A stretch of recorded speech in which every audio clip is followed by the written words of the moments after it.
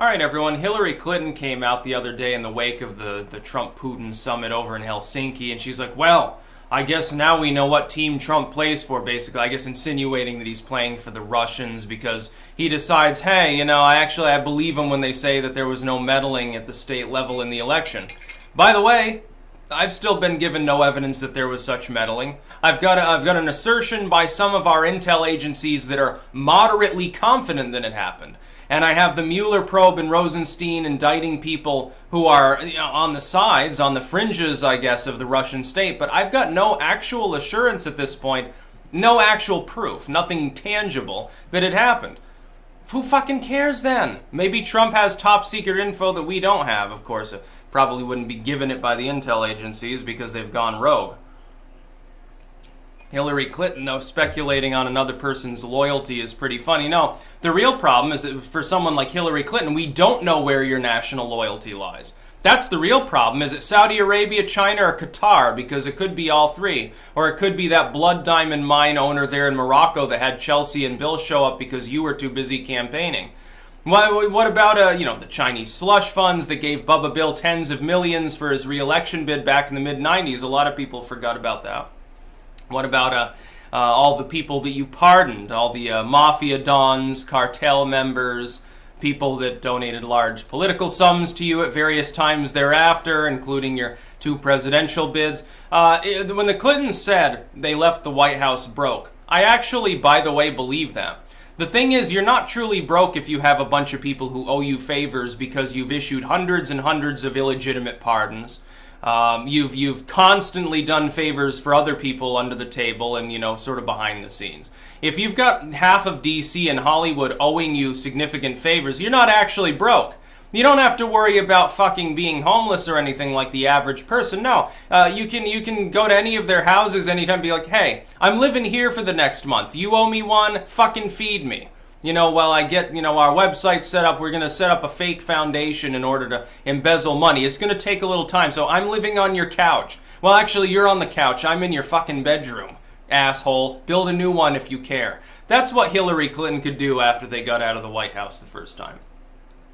And then, of course, she was a Secretary of State. There was a quid pro quo at the time. Nobody wants to talk about it, but it's self-explanatory. It is obvious that there was fishy shit going on.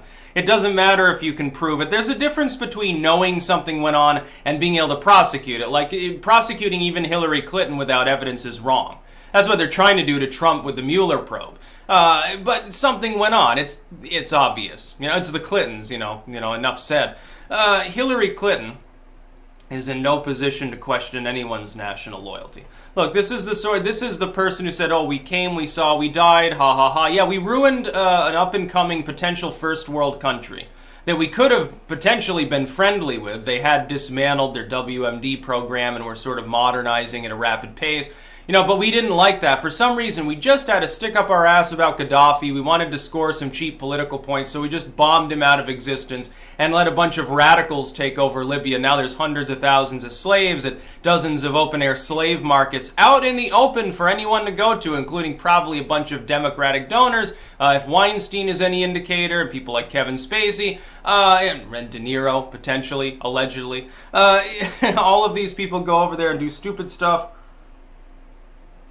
Yeah, we did such a good job. America #1. Yes, I'm sure you won plenty of hearts and minds for the American people. Our allies really love it when we randomly knock off other countries. After all, Iraq was just so popular.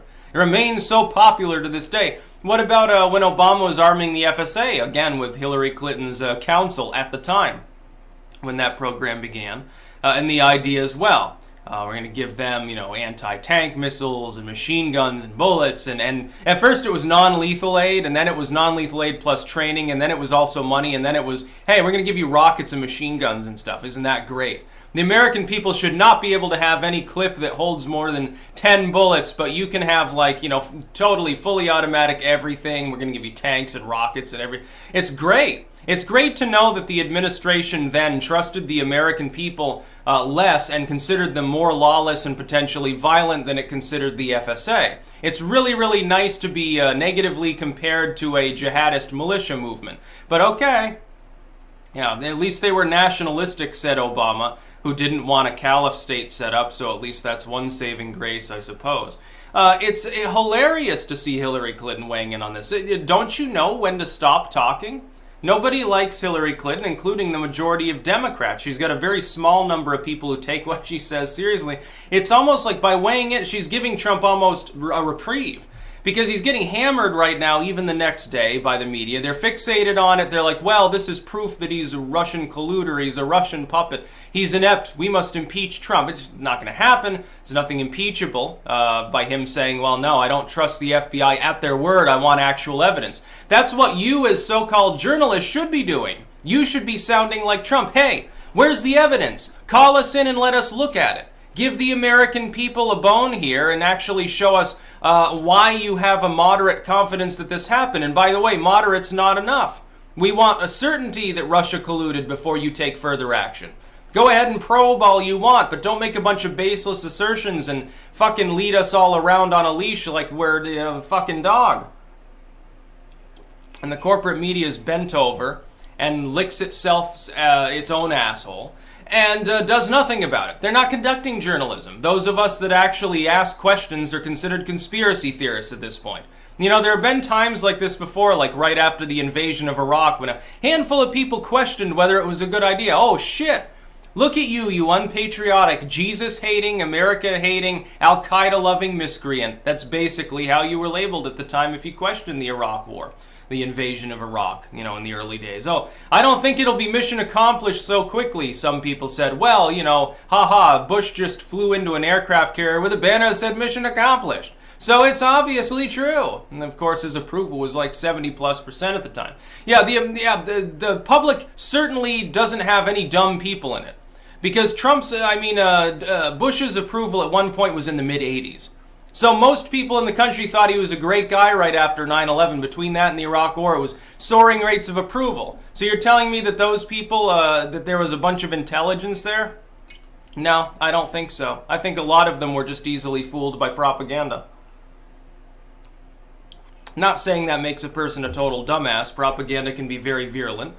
Sometimes it can fool, the people who are literally involved with propaganda. But at the same time, it doesn't show glowing levels of intelligence when it was that persistent for so long. Hillary Clinton has no loyalty, as far as I can tell, to the U.S. Look, you try to sell us out to European-style legalism on the Second Amendment. You don't seem to support the First or Fourth Amendments. The 10th Amendment's an old enemy of the Clintonians, especially with your involvement with Obama with regards to the immigration issue, among other things. You take money from China, you take money from Saudi Arabia, you're a total opportunist, you're a slimeball. So, to see Hillary Clinton questioning Trump's loyalty is pretty funny. To this day, we have no specific indicator that he's ever sold this nation out or done anything illegal with regards to a foreign state. Him saying, yeah, I believe Putin when he says this, that's not treason. It's not impeachable. It's not against the law. It's not even suspect, because no counter evidence has actually been offered. Only claims and speculation. That doesn't mean anything, not within a legal framework, and it shouldn't mean anything within the realm of public opinion, except that people just assume that it's true because they've been force-fed this bullshit that Trump is basically Orange Hitler. Unless you presume him to be a bad or inept person, you're not going to believe this shit without evidence. That's about all. Peace out.